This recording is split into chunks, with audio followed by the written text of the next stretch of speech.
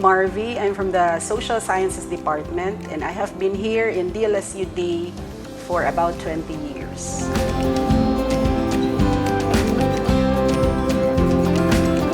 What brings to mind is the concept that we use in the social sciences. It's called Verstehen.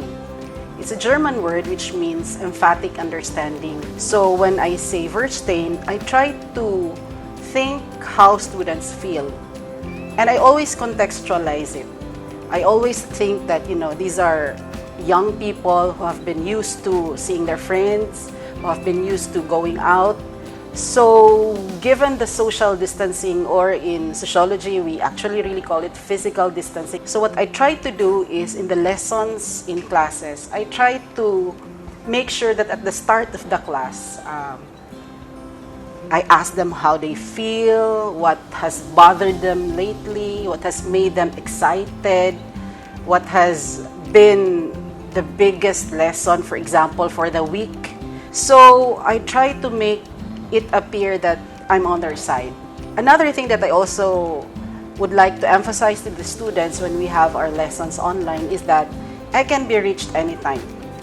They can text me, they can send me message to Messenger, they can send me message through Teams, through schoolbook, through any means. Because I'd like to make it, appear that even with the physical distancing, I am present. I'm always here. And when they send me a message, I immediately reply.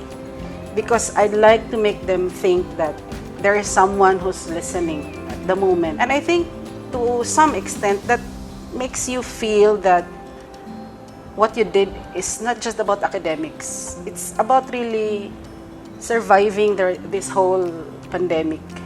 I come from the social sciences. My expertise is in sociology. So that makes you sort of have a different take on things. It makes you try to distance yourself from your own personal views and try to think about how others look at certain situations. So that's what Verstehen is all about.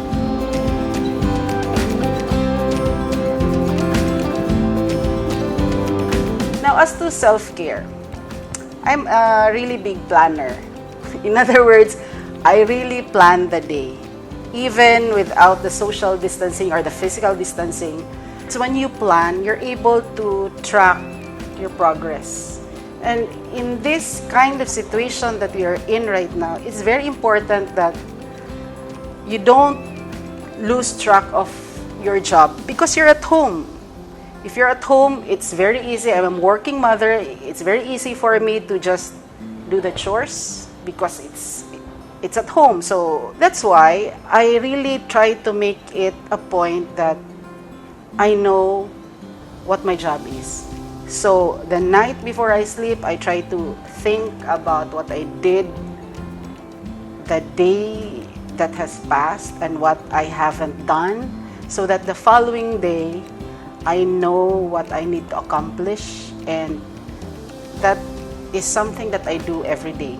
I also recorded myself for the students on what to do when there's asynchronous class. I tell them, education during the pandemic times is really about self-regulation.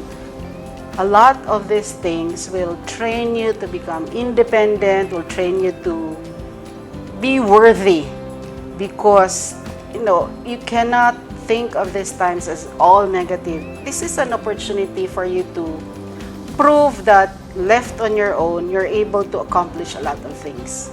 So it really means that there are a lot of great possibilities during this pandemic, and DLSU-D is, I think, have all these faculty members who in one way or another are trying their best to give what we can. The faculty members are actually trying to equip themselves with gadgets because it would make the learning much more convenient, not just for them but for their students. And that's one of the ways that we can take care of ourselves.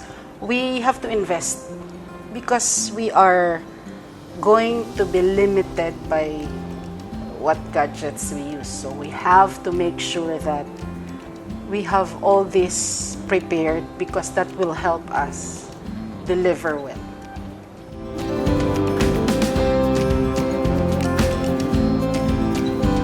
I'm Maria Virginia G. Aguilar. In DLSUD, we care for what matters.